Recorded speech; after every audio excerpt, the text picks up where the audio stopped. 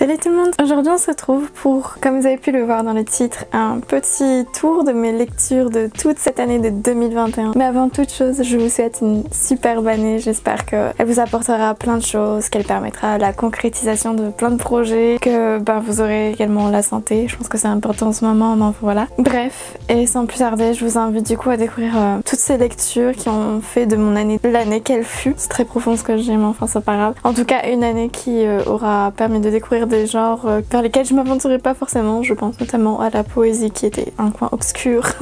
Vraiment. Bref, dans tous les cas, si vous êtes curieux, je vous invite à me suivre.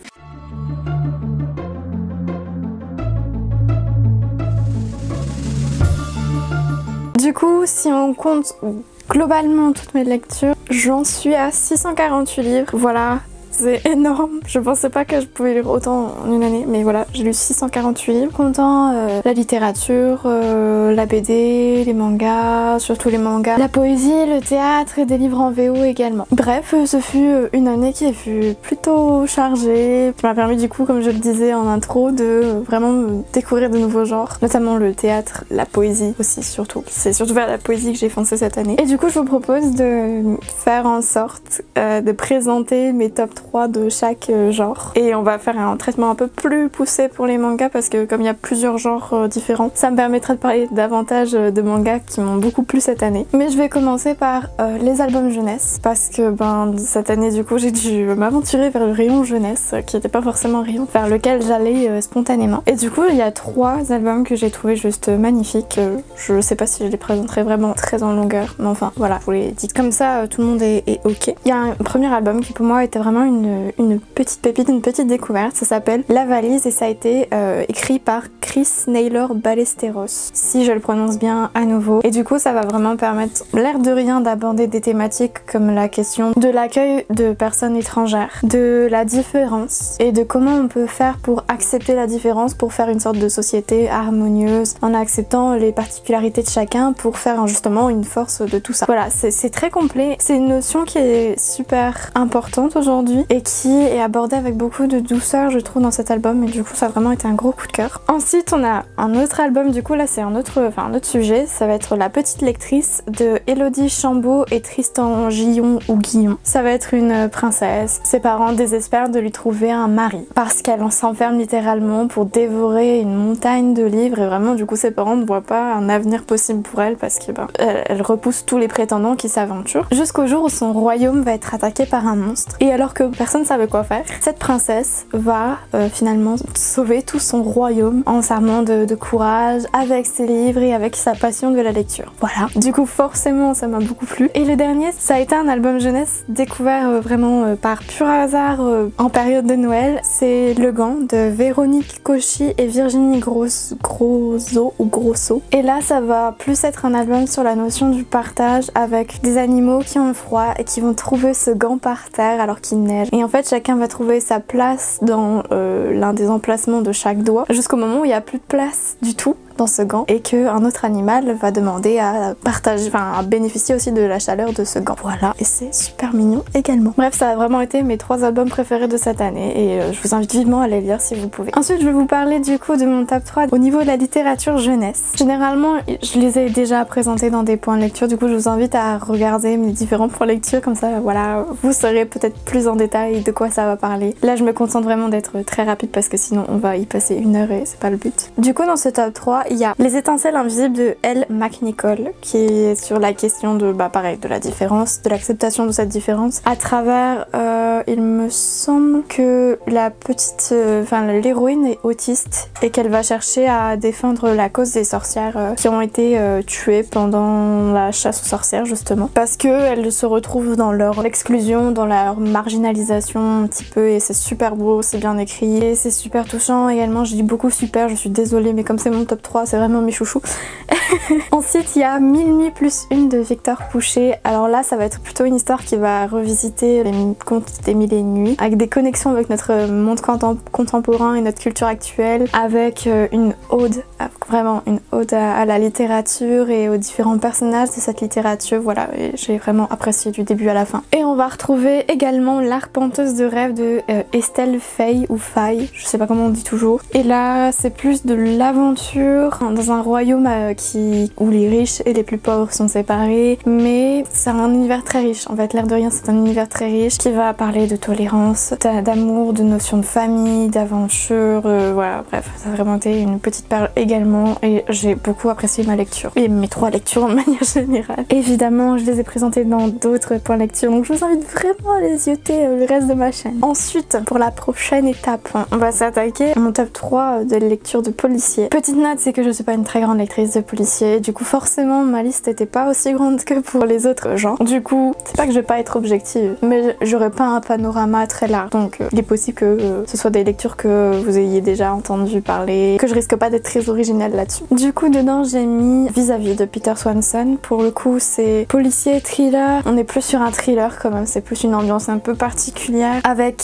une voisine qui est pas très stable psychologiquement parlant, elle a une histoire très lourde et en fait en rendant visite à ses voisins, elle se rend compte que son voisin était un meurtrier et le meurtrier c'est qu'elle sait, et du coup ça va vraiment être un huis clos entre les deux, une sorte de querelle à qui réussira à faire tomber l'autre, sachant que du coup comme je l'ai dit, l'héroïne souffre de troubles psychologiques et donc personne va vraiment la croire. Ensuite j'ai mis Population 48 de Adam Sternberg. Du coup là on est aussi plus sur du thriller, j'avoue, enfin, une préférence pour les thrillers quand même, et là ça va être, si mes souvenirs sont bons parce que ça a été lu en début d'année, c'est une ville où on donne la possibilité à des meurtriers de recommencer leur vie un peu à zéro, vraiment dans une ville très close. Ils n'ont pas la possibilité d'aller à l'extérieur, ils sont enfermés, ils savent tous du coup qu'ils sont des meurtriers, qu'ils ont fait des crimes. Ils oublient pas forcément leur histoire, c'est juste qu'ils la taisent et au final ça finit un peu au fin fond de leur esprit, et il y a un peu cette notion de qu'est-ce que le voisin a fait à côté pour être là avec moi, etc.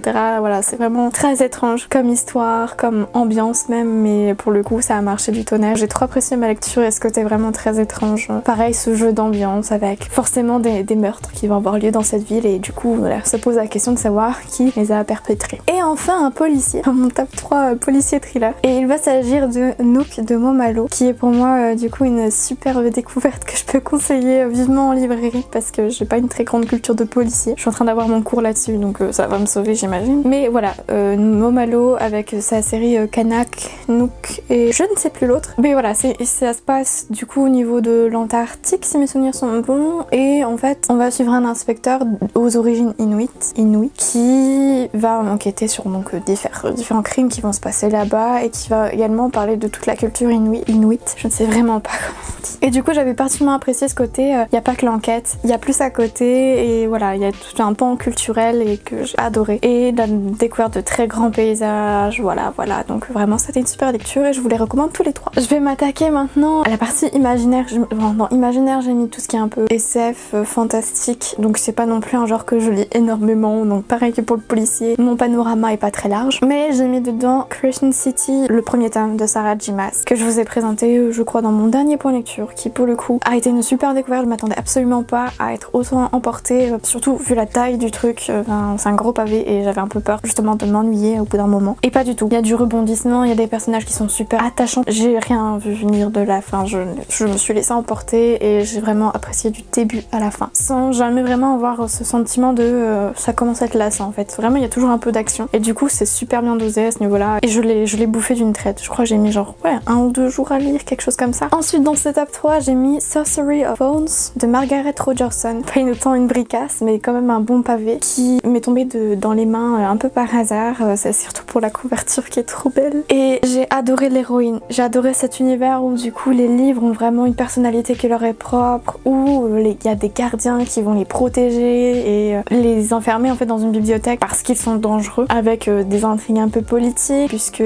certaines bibliothèques vont être détruites progressivement et il y a des monstres qui apparaissent. C'est génial, l'héroïne est forte, j'adore, bref, je vous le recommande. Et enfin dans cette catégorie imaginaire j'ai mis Au service surnaturel de sa majesté de Daniel O'Malley, une pépite. C'était très étrange comme lecture pour le coup, mais on va partir du principe qu'il y a cette femme qui se retrouve sur ce banc, elle se réveille, elle a plus aucune mémoire, juste elle a un petit papier il me semble qui lui donne des instructions, en fait elle se donne des instructions à elle-même, c'est super chelou. Il va y avoir un service surnaturel avec des créatures au pouvoir un peu particulier, et on comprend progressivement qu'il y a un souci au niveau de cette organisation, qu'il y a des crimes qui sont perpétrés, et du coup se pose la question de qui a fait ça, pourquoi, et c'était génial, vraiment. Pareil, j'ai pas vu mon temps passer alors que je suis pas du tout attirée par le fantastique, l'imaginaire, etc. C'est un peu comme le policier, quelque chose avec lequel je reste un peu à distance on va dire, et là je l'ai bouffé. Et on enchaîne, parce que c'est pas fini, avec mon top 3 de littérature. Ça a été le plus compliqué, parce que vraiment majoritairement, genre tout ce qui est graphique, je lis plus de la littérature. J'ai dû faire un choix drastique, c'était douloureux.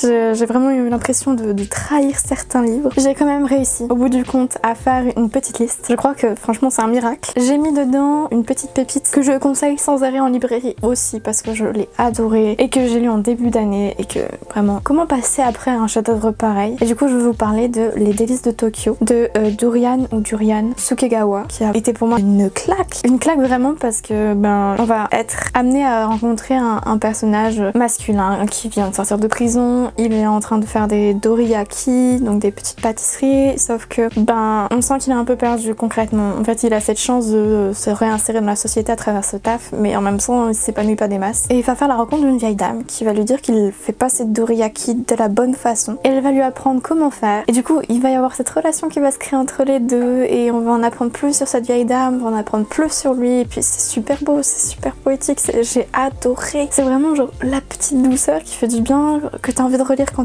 t'as pas le moral, parce que même s'il y a quand même un background plutôt lourd du côté de la vieille dame, mais c'est tellement beau, c'est super beau, c'est enfin vraiment une perle. J'ai ensuite mis dans mon top 3 qui au final est un top 4 parce que j'ai pas réussi à me départager, mais enfin qui même plus qu'un top 4. On voit que le choix a été compliqué. Sur une même échelle, pour l'ambiance, enfin le soin apporté à une ambiance très particulière, j'ai mis Deux sœurs de David Fuenquinos et de l'autre j'ai mis La fille qu'on appelle de Tanguy Viel, parce que les deux ont su vraiment m'emporter et créer une ambiance mais super bizarre, super lourde, et en même temps on a envie de savoir ce qui va se passer, on a envie de lire plus. D'un côté on a une sorte de rivalité progressive entre une sœur qui a pratiquement raté toute sa vie et l'autre qui a tout ce qu'il faut pour être heureux, un enfant, un mari, donc forcément il va y avoir cette rivalité entre les deux et on se demande mais qu'est-ce qui va se passer, comment ça va se terminer. Et de l'autre on a il me semble un ancien boxeur qui est le garde du corps du maire, et pour aider sa fille qui est dans la mouise totale, il va faire en sorte qu'elle soit embauchée auprès du maire, sauf que il va y avoir des agressions sexuelles, la fille va être détruite, et forcément l'ambiance va pas être au beau fixe entre le maire et l'ancien boxeur, sachant qu'en plus l'ancien boxeur, voilà, cette mention là a une importance capitale. Vraiment c'est deux perles au niveau des rebondissements, au niveau du final, c'est pour ça que je les ai mis sous le même piédestal, parce que j'arrive pas à le départager. Pareil, sur un même piédestal j'ai mis L'insouciance de Karine Thuil et Furie de Julie Ruoco. Les deux, elles ont dû m'emporter. Pareil, ça va pas sur le côté ambiance pesante, même si Karine Thuil quand même, on voit qu'elle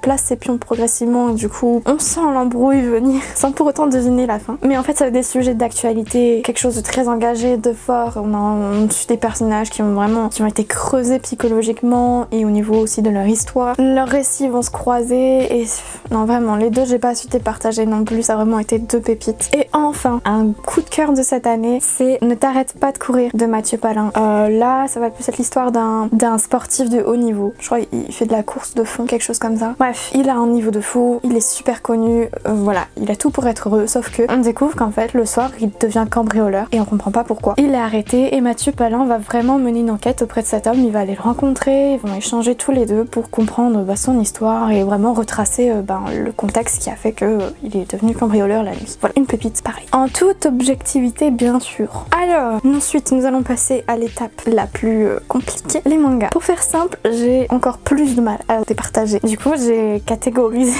en sous-catégories, histoire d'avoir moins l'impression de mettre trop de mangas. Du coup, du côté des shonen, donc les shonen pour ceux qui savent pas, c'est les mangas qui sont censés être à destination d'un jeune public garçon. Mais en vrai, le genre, on s'en fout royal. C'est juste plus au niveau de l'âge, peut-être, que c'est important de retenir. J'ai mis du Slam Dunk parce que grosse claque, j'ai adoré. J'avais lu Kuroko et je préfère littéralement Slam Dunk parce que il y a, comment dire, quelque chose de plus mature dans Slam Dunk, tandis que Kuroko c'est limite un peu plus pour petit, même si c'est bien, je le dis pas, mais Slam Dunk est quand même plus pour un public pas averti mais plus âgé. Il y a plus un côté sérieux en fait et réaliste. Bref, j'ai adoré. J'ai mis Spy X Family, alors pour le coup on n'est pas du tout sur un bail de réaliste, clairement pas, mais ça a été une pépite, vraiment j'ai adoré, ça me fait rire.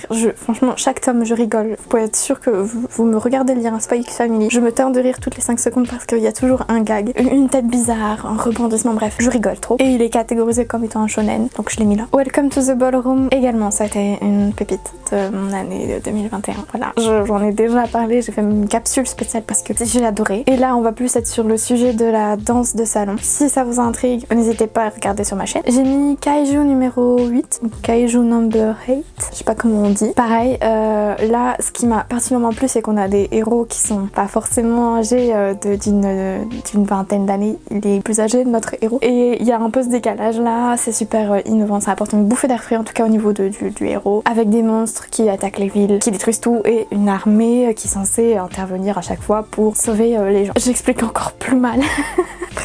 Bref, une pépite, si vous le voyez, foncez. Ensuite j'ai mis dedans aussi Iruma à l'école des démons. Pareil que Spy Family, c'est plutôt léger, c'est drôle, il y a des rebondissements, on rigole bien, voilà, et ça va être l'histoire d'un humain qui va être vendu à un démon qui est en fait un directeur d'école, et ce directeur d'école veut à tout prix un petit-fils. Du coup il est plus qu'heureux qu'Iruma soit son petit-fils adoptif, et il le met sur un piédestal, sauf que dans une école de démons, un humain concrètement ne peut rien faire, sauf que voilà, il va se retrouver sous les feux de projecteurs alors qu'il a pas vraiment l'étoffe pour, voilà, ça crée des situations très comiques. J'ai mis également Mashle parce que Mashle, pareil, c'est comique, j'ai apprécié de fou et j'ai adoré voir les petites références d'autres univers, genre Black Clover, qu'est-ce qu'il y avait d'autre, Harry Potter, et il y en avait tellement d'autres aussi, j'arrive plus à m'en souvenir là actuellement, mais voilà, c'est un manga très drôle qui va reprendre grosso modo l'histoire de Harry Potter, mais version comique x 1000, puisque le héros n'a aucun pouvoir, mais il va réussir à chaque fois à s'en sortir. On ne sait pas comment, mais il va toujours arriver à s'en sortir, même à des examens de magie, il va réussir à s'en sortir, voilà, concrètement c'est ça, avec plein de références donc d'autres mangas, et c'est super. Pour les shoujo, j'en ai mis qu'un, parce que j'en avais mis beaucoup pour les shonen, du coup j'ai eu un peu de scrupules et j'ai mis Masked Noise. De base c'était un animé que j'ai découvert il y a longtemps, et du coup j'ai la série juste là, et j'ai adoré, vraiment. C'est pas trop gnangnan, ça passe bien, ça fait du bien. Ensuite, la partie seinen, d'ailleurs j'ai pas précisé, mais shoujo c'est considéré comme pour les petites filles, en gros, sachant que en vrai le genre on s'en fiche. Les shoujo vont souvent plus être autour des sentiments, autour de romance, etc. Et là on n'échappe pas à la règle, sauf qu'il y a une partie musicale en plus qui est seinen. Du coup là c'est plus pour un public adulte et plutôt masculin. Et dedans j'ai mis Lucia, A Story of Steam and Steel. Du coup ça va être un peu dans un univers, on va être en Pologne il me semble, au Moyen-Âge, et on va suivre une jeune femme qui a des bras métalliques à vapeur, et en fait elle enchaîne les combats dans des centres d'arène. Pour une quête pour le moment c'est plutôt obscur parce qu'il y a que 2 tomes, mais c'est génial, vraiment. Si pareil, si vous le voyez, foncez. Personnellement si je devais le rapprocher de l'univers, je dirais vraiment Berserk et Claymore. On est un peu dans ce même genre là, sauf qu'il n'y a pas d'éléments gore pour le moment, enfin pas trop, voilà. Et j'ai mis également Kingdom parce que je me suis mis à Kingdom cette année, et ça a été une révélation. Je pensais pas que j'apprécierais autant ma lecture, mais pour le coup il y a vraiment une partie très stratégique et très historique, et vraiment de l'action, des rebondissements, un personnage principal qui est hyper attachant. J'adore ce personnage, je sais plus son nom, à chaque fois j'oublie son prénom. Il est génial à suivre, ses aventures le sont tout autant. Pour le moment j'en suis au début, je crois que je devrais voir 16 tomes, quelque chose comme ça, mais j'adore vraiment. Donc c'est pareil, si vous le voyez, foncez, sachant que c'est une série qui est très longue. Je crois que là actuellement ils sont à une 60aine de tomes. Ensuite pour la partie Josei ou Josei, du coup là on est plus pour adultes à destination d'un public féminin, mais à nouveau la question de genre en vrai on s'en fiche. J'ai mis dedans Si nous étions adultes, ça pareil, découverte de cette année, il y a 2 tomes, j'ai toujours pas lu le deuxième, il est dans ma pile à lire, mais ça ne serait tardé à être dévoré. Une sorte d'amour entre 2 femmes qui vont se rencontrer à un bar. Là il y en a une qui est institutrice et elle va embrasser spontanément en fait l'autre femme, sauf que bah, elle est déjà avec quelqu'un quoi, et du coup ça pose des questions sur son quotidien, ça remet en cause plein de choses, voilà. J'ai mis dedans aussi Goodbye My Rose Garden parce que j'ai trouvé que l'univers était super beau. On est plus sur une intrigue qui se passe en Angleterre,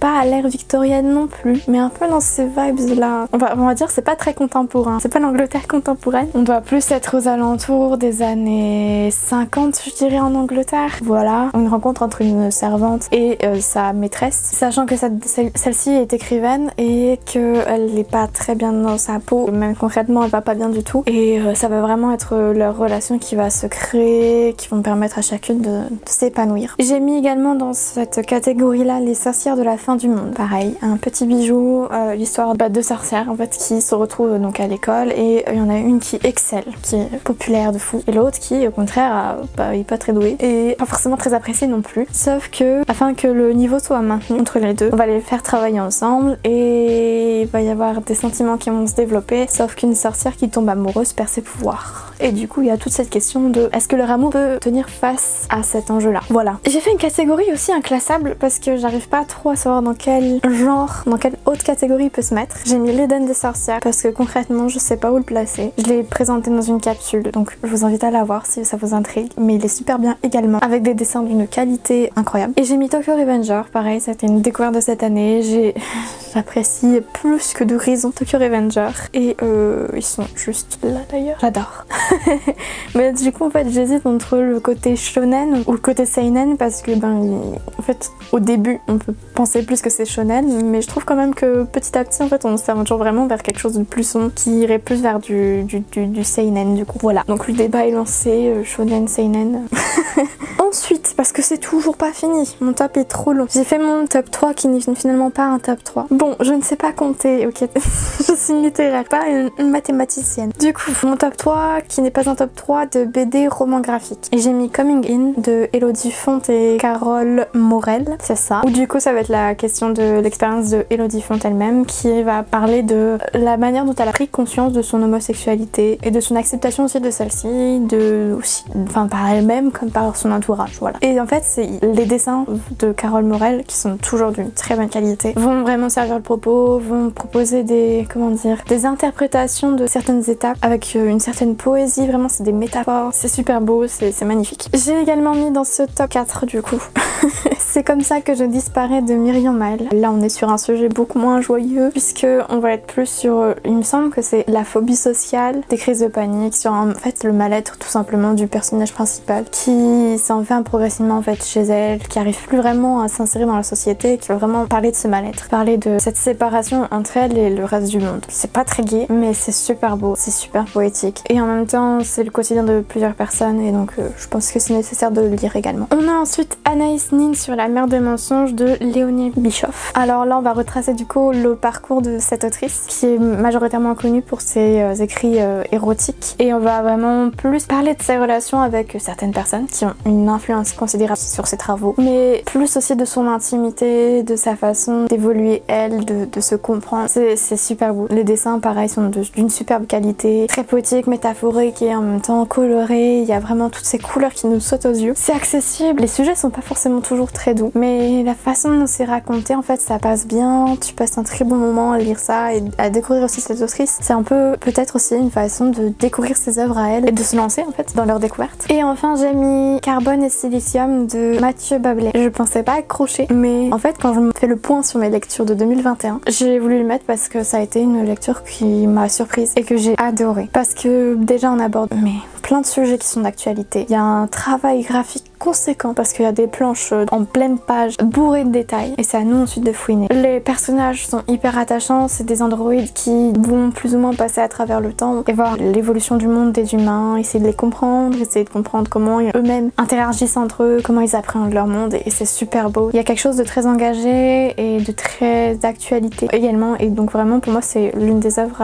à lire au moins une fois dans sa vie. Voilà. Ensuite mon top 3, là c'est vraiment un top 3 des essais. Du coup en premier j'ai mis une de mes lectures les plus récentes je crois, Sorcière de Mona Chollet, qui est une pépite. Je dis pépite à chaque fois mais en même temps c'est mon top de l'année donc normal. Et très accessible, super intéressant et même si on n'est pas forcément un amateur d'essais, très grand lecteur d'essais, vous pouvez y aller parce que elle va parler de son expérience personnelle, elle va faire de l'humour, elle va faire des références à la pop culture, donc vous vous y retrouverez d'une façon ou d'une autre, sachant qu'en plus vous pouvez vraiment choisir les chapitres qui vous intéressent le plus, il n'y a pas de honte à ça, à pas tout lire. Vraiment vous piochez comme vous voulez et vous vous imprégnez de plein de notions différentes, de plein de nouvelles visions sur notre monde, sur notre condition de femme et c'est super. J'ai mis également Les Grandes Oubliées de Titiou Lecoq et c'est très accessible également. C'est même plus accessible que Mona Chollet pour le coup parce qu'il y a un langage plus simple. C'est vraiment pour adapter au grand public des travaux accomplis par des chercheurs et des chercheuses pour mettre aux gens du coup la question des femmes à travers l'histoire et de comment elles ont été perçues, comment leurs libertés ont été d'un coup réduites pour des motifs historiques différents. Et voilà, ça permet vraiment d'avoir une vision plus globale et et également de se lancer vers, je sais pas, les travaux justement des chercheurs et chercheuses qui sont présentés dans cette œuvre. Et enfin j'ai mis H24, 24 heures dans la vie d'une femme, donc là c'est par un collectif parce que c'est plusieurs autrices justement. Et je vous l'ai présenté dans un point lecture, je crois celui juste avant, qui a été pareil, une bonne claque. Vraiment le genre d'écrits qui sont nécessaires aujourd'hui pour comprendre et mesurer à quel point la vie de femme aujourd'hui est compliquée, bourrée de violence, parfois banalisée, parfois tue, voilà. C'est vraiment un écrit je pense nécessaire à lire. Et ensuite mon top 3 niveau poésie, parce que du coup cette année c'était l'année de la poésie. Je me suis lancée au niveau de ce genre parce que je n'y connaissais rien et j'avais envie de découvrir un peu. Et j'ai lu donc Décomposé de Clémentine Beauvais, pareil, une pépite. Du coup là on va reprendre le personnage de Jeanne et de Baudelaire, on va imaginer leur balade dans un champ. Au moment où Baudelaire découvre la charogne sur laquelle il va écrire pour comparer Jeanne à cette charogne, et Clémentine Beauvais va reprendre un peu le principe mais en partant du point de vue de la charogne pour critiquer Baudelaire, pour parler de la relation qu'il a eue avec Jeanne, pour mettre en avant Jeanne parce que Jeanne Duval il me semble a vraiment été une figure qui a été éclipsée par rapport à Baudelaire. Ensuite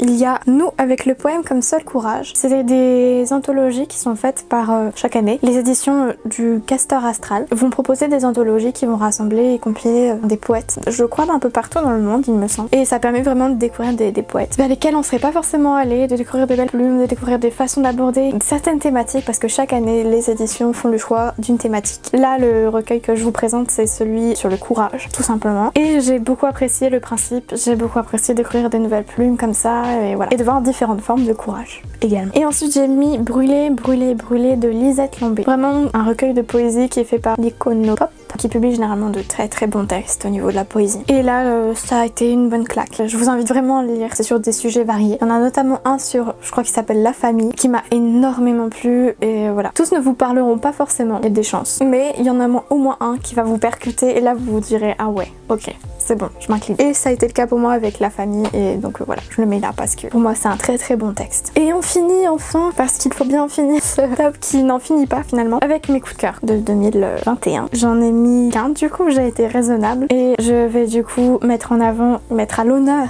Souvenir de Marnie de Joanne J. Robinson, parce que, pour plein de raisons, parce que déjà le texte est magnifique, vraiment c'est une histoire très touchante. Je vous l'ai présenté dans un autre point lecture, je vous invite à le voir pour avoir plus de détails sur l'œuvre, mais là vraiment c'était un texte dont j'attendais la traduction avec désespoir parce que il existait qu'en VO, en anglais. J'ai beau lire en anglais, je me sentais pas vraiment dans l'optique de lire en anglais, mais j'avais tellement entendu que j'étais vraiment prête à l'acheter quand j'ai appris que la maison d'édition Toussaint Louverture allait le traduire et le reproposer au public francophone dans une magnifique édition. Vraiment, je trouve qu'il y a une qualité au niveau de la mise en page, au niveau de la couverture, il y a vraiment tout qui va bien, voilà. Donc il était attendu, il a été aussi bien que ce que j'espérais, et vraiment pour les personnes qui ont vu le film Ghibli qui a été adapté du coup du roman, foncez, vous retrouverez même cette même ambiance mélancolique, douce, rêveuse, poétique, voilà, vraiment c'est super beau. Je vous invite à le lire fois 1000 milliards même, parce que vraiment il est génial. Et sur ces bonnes paroles, moi je vais terminer ce petit tour de mon année